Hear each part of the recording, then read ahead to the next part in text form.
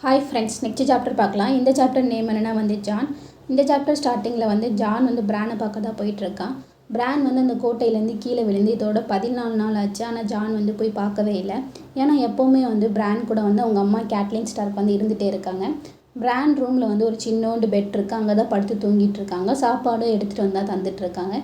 இதனாலேயே ஜான் பிரானை பார்க்காம இருந்தான். ஆனால் இப்போ வேறு வழி இல்லை. ஜான் நைட் வாட்சை கிளம்ப போகிறான். அதனால் பிரானை பார்த்து ஒரு குட் பை சொல்லிடலாம் அப்படின்னு சொல்லிட்டு போயிட்டுருக்கான். ஜான் பிரான் ரூம் வரைக்கும் வந்துட்டான். உள்ளே போகிறதுக்கு பயமாக இருக்குது. ஏன்னா உள்ளே கேட்லின் ஸ்டார்க் உட்காந்துட்டு இருக்காங்க. ஜான் வரதை பார்த்துட்டு பிரானோட ஓனாய் குலைக்குது. அந்த சத்தத்தில் கேட்லின் ஸ்டார்க் முழிச்சிடுறாங்க.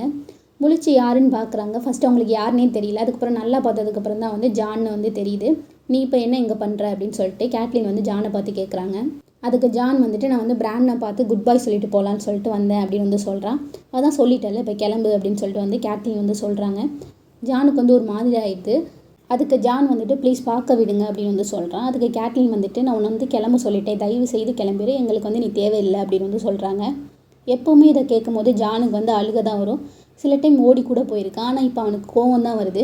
அவன் என்னோட தம்பி, தயவு செய்து பார்க்க விடுங்க அப்படின்னு சொல்லிட்டு ஜான் சொல்கிறான். அதுக்கு கேட்லின் ஸ்டார்க் நாங்கள் காட்ஸை கூப்பிடுவோம் அப்படின்னு சொல்கிறாங்க. அதுக்கு ஜான் யாரை வேணால் கூப்பிடுங்க, ஆனால் நான் இன்றைக்கி பிரானை பார்க்காம இந்த இடத்த விட்டு போக மாட்டேன் அப்படின்னு சொல்லிட்டு ரூமுக்குள்ளே வந்துடுறான்.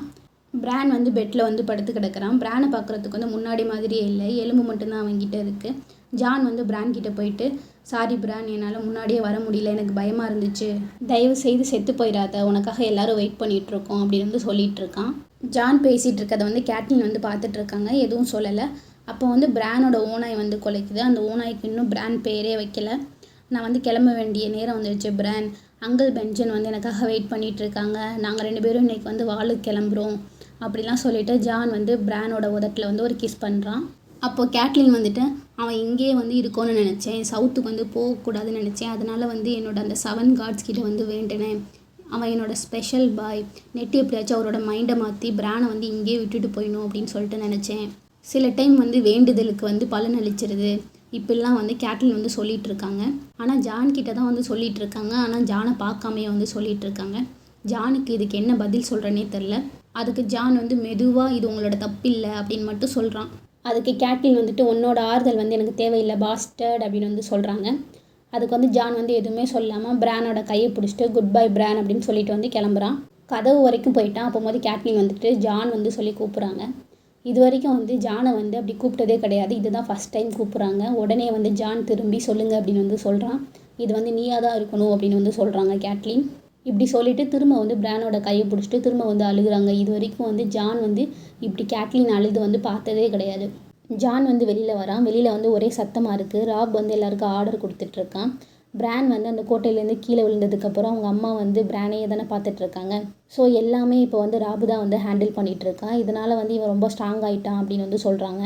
ஜான் வர்றதை ராப் பார்த்துட்டு, உன்னை அங்கிள் பென்ஜன் தேடிட்டு இருந்தார், அவர் 1 மணி நேரத்துக்கு முன்னாடியே கிளம்பணும்னு சொல்லிட்டு இருந்தார் அப்படின்னு சொல்லிட்டு கேட்குறான். அதுக்கு ஜான் எனக்கு தெரியும், ஆனால் கிளம்புறது நினச்சதை விட ரொம்ப கஷ்டமாக இருக்குது அப்படின்னு சொல்கிறான். அதுக்கு ராப் எனக்கும் அப்படி தான் இருக்குது அப்படின்னு சொல்கிறான்.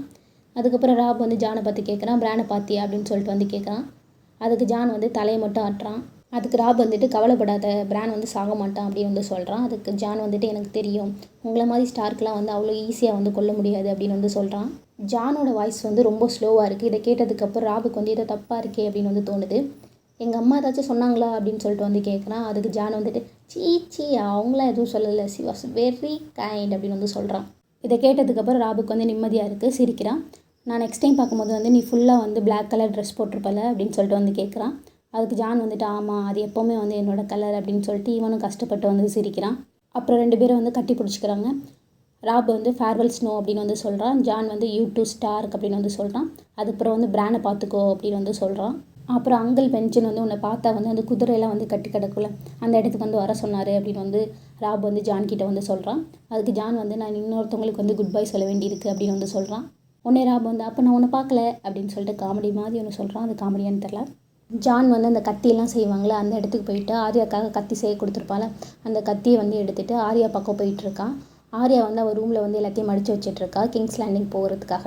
அவளுக்கு அவளோட ஓனாய் நைமேரியா ஹெல்ப் பண்ணிகிட்ருக்கு. கோஸ்ட் வர்றதை லைமரியாவுக்கு தெரிஞ்சிருது அந்த வாசனை மூலமாக. உடனே குலைக்குது.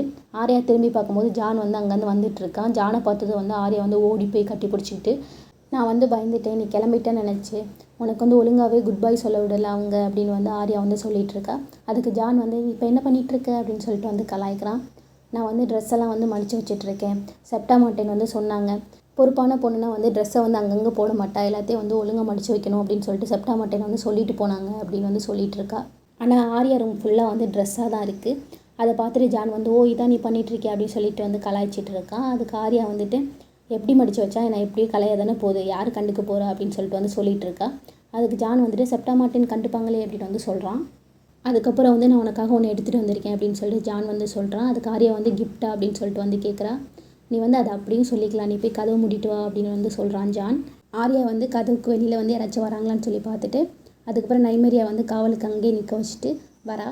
ஜான் வந்து அந்த ஸ்டீலை வந்து எடுத்து கொடுக்குறான். இது வந்து பொம்மை கிடையாது, இது வந்து பத்திரமா நீ வச்சுக்கணும், வெட்டிக்காத, இதோட எட்ஜஸ்லாம் வந்து ரொம்ப ஷார்ப்பாக இருக்கும், இதை வச்சு நீ சேவ் கூட பண்ணலாம் அப்படின்னு வந்து ஜான் வந்து சொல்லிகிட்டு இருக்கான். அதுக்கு ஆர்யா வந்துட்டு பொண்ணுங்களாம் யார் சேவ் பண்ணுவா அப்படின்னு சொல்லிட்டு வந்து கேட்குறா. அதுக்கு ஜான் வந்துட்டு மேபி பண்ணலாம், இதுக்கு முன்னாடி செப்டா மார்ட்டின் காலை பார்த்துருக்கியா அப்படின்னு சொல்லிட்டு வந்து கேட்குறான். அதுக்கு ஆர்யா வந்து சிரிக்கிறா. அப்புறம் ஜான் வந்துட்டு நான் வந்து இந்த நீடியில் வந்து உனக்காக ஸ்பெஷலாக வந்து பண்ண சொல்லியிருக்கேன், இதை நீ ஃபாஸ்ட்டாக வந்து குத்துனா ஒரு ஓட்டையே போடும் அப்படின்னு சொல்லிட்டு வந்து ஜான் வந்து சொல்லிகிட்டு இருக்கான். அதுக்கு ஆர்யா வந்துட்டு என்னால் ஃபாஸ்ட்டாக வந்து குத்த முடியும் அப்படின்னு வந்து சொல்கிறான். அதுக்கப்புறம் ஜான் வந்து எப்படி யூஸ் பண்ணணும் அப்படின்னு வந்து சொல்லிகிட்டு இருக்கான். அதுக்கு ஆர்யா வந்துட்டு எனக்கு எப்படி யூஸ் பண்ணணும்னு தெரியும் அப்படின்னு வந்து சொல்கிறா. ஆனால் வந்து இது செப்டா மார்ட்டினுக்கு தெரிஞ்சால் அவங்க வந்து எடுத்துப்பாங்களே அப்படின்னு சொல்லிட்டு வந்து ஆர்யா வந்து பாவமாக வந்து கேட்குறா. அதுக்கு ஜான் வந்துட்டு அவங்களுக்கு தெரிஞ்சால் தானே எடுத்துப்பாங்க அப்படின்னு சொல்லிட்டு வந்து சொல்கிறான். அப்புறம் ஆர்யா வந்து நான் யார் கூட வந்து ப்ராக்டிஸ் பண்ணுவேன் அப்படின்னு சொல்லிட்டு வந்து கேட்குறா. நீ கிங்ஸ் லேண்டிங் தானே போகிற, அங்கே வந்து நிறையா பேர் இருப்பாங்க, கண்டிப்பாக உனக்கு ஒரு பார்ட்னர் கிடைப்பாங்க, கிடைக்கிற வரைக்கும் நீ வந்து அங்கே எப்படி சண்டை போகிறாங்கன்னு சொல்லி பார்த்துட்டு அப்படின்னு வந்து சொல்கிறான். அதுக்கப்புறம் வந்து என்ன சொல்ல போகிறான்னு சொல்லிட்டு வந்து ஆர்யாவுக்கு வந்து தெரியும். என்ன சான்சா கிட்ட சொல்லக்கூடாது அதானே அப்படின்னு சொல்லிட்டு வந்து கேட்குறா. உடனே ஜான் வந்து ஆர்யாவோட தலையை வந்து கழிச்சு விட்டு நான் வந்து ரொம்ப மிஸ் பண்ணுவேன் உன்னை அப்படின்னு வந்து சொல்கிறான். ஆர்யாவுக்கு வந்து அழுக வருது. நீயும் வந்து எங்கள் கூட வருவேன்னு நினச்சேன் அப்படின்னு சொல்லிட்டு வந்து சோகமாக வந்து ஆர்யா வந்து சொல்லிகிட்டு இருக்கா. அதுக்கு ஜான் வந்துட்டு யாருக்கு தெரியும், சில நேரங்களில் வந்து வெவ்வேறு பாதையும் ஒரே கோட்டையை வந்து சேர்ந்தடையலாம் அப்படின்னு சொல்லிட்டு வந்து சொல்கிறான். ஆர்யா கிட்ட பேசினதுக்கப்புறம் ஜானுக்கு வந்து கொஞ்சம் நிம்மதியாக இருக்குது. சரி நான் கிளம்புறேன், இதுக்கு மேலே வந்து அங்கிள் பெஞ்சில் வந்து வெயிட் பண்ண வச்சா எனக்கு வாலில் வந்து சோறு போட மாட்டார் அப்படின்னு சொல்லிட்டு வந்து சொல்கிறான். ஆர்யா வந்து கடைசியாக ஓடி போய் கட்டி பிடிக்க வந்து ட்ரை பண்ணுறா. ஆனால் அவள் கையில் வந்து அந்த வாழை வச்சுருக்கா. பார்த்து அந்த வாழை ஃபஸ்ட்டு கீழே வை அப்படின்னு வந்து சொல்கிறான். அதுக்கப்புறம் 2 பேரும் கட்டி பிடிச்சிட்டு ஜான் வந்து கிளம்புறான். அப்போது தான் வந்து ஜானுக்கு ஒன்று ஞாபகம் வருது. திரும்ப ஆர்யா கிட்டே திரும்பி இந்த உலகத்தில் உள்ள சிறந்த வாளுக்கெலாம் வந்து கண்டிப்பாக ஒரு பேர் இருக்கும், உன்னோட வாளுக்கு வந்து ஏதாச்சும் பேர் இருக்கா அப்படின்னு சொல்லிட்டு வந்து கேட்குறான். ஆர்யாவுக்கு வந்து ஃபஸ்ட்டு வந்து எந்த பேர் வந்து ஞாபகம் இல்லை. உடனே வந்து உனக்கு எதுவும் வைக்க தோணலையா அப்படின்னு சொல்லிட்டு வந்து கலாய்ச்சிட்டு இருக்கான். ஆர்யா வந்து கொஞ்சம் யோசிச்சுட்டு பார்த்துட்டு டக்குன்னு வந்து இது பேர் வந்து நீடில் அப்படின்னு வந்து சொல்கிறா. இதோட இந்த சாப்டர் வந்து முடியுது. இந்த சாப்டரில் வந்து புக்குக்கும் சீரீஸ்க்கும் நிறையாவே டிஃப்ரென்ஸ் இருக்குது. நிறையா சீன்ஸ் வந்து சீரீஸில் வந்து ஆட் பண்ணியிருக்காங்க, அதெல்லாம் வந்து புக்கில் இல்லை. என்னென்ன அப்படின்னா வந்து ஃபஸ்ட்டு வந்து அந்த வால் வந்து செஞ்சுட்டு இருக்கும் போது ஜெய்மிக்கும் ஜானுக்கும் ஒரு கான்வர்சேஷன் இருக்கும். அந்த கான்வர்சேஷன் வந்து புக்கில் வந்து கிடையாது. அதுக்கப்புறம் வந்து செர்சி வந்து பிரானை பார்க்க போயிருப்பா. அப்போது வந்து செர்சி வந்து எனக்கு ஒரு குழந்தை இருந்துச்சு, அந்த குழந்தை வந்து இறந்துருச்சு அப்படிலாம் வந்து சொல்லிகிட்டு இருப்பா. அந்த கான்வர்சேஷன் வந்து புக்கில் வந்து கிடையாது. அப்புறம் வந்து நெட்டை வந்து கேட்லின் வந்து போக வேணாம் அப்படின்னு சொல்லிட்டு சீரீஸில் வந்து சொல்லியிருப்பா. ஆனால் ஆக்சுவலி புக்கில் வந்து கேட்லின் தான் வந்து நெட்டை வந்து கிங்ஸ் லேண்டிங்கே வந்து போக சொல்லியிருப்பா. லைஸாவோட ஹஸ்பண்டை வந்து யார் கொன்னதுன்னு வந்து கண்டுபிடிக்கிறதுக்காக கேட்லின் தான் வந்து நெட்டை வந்து போக சொல்லியிருப்பா.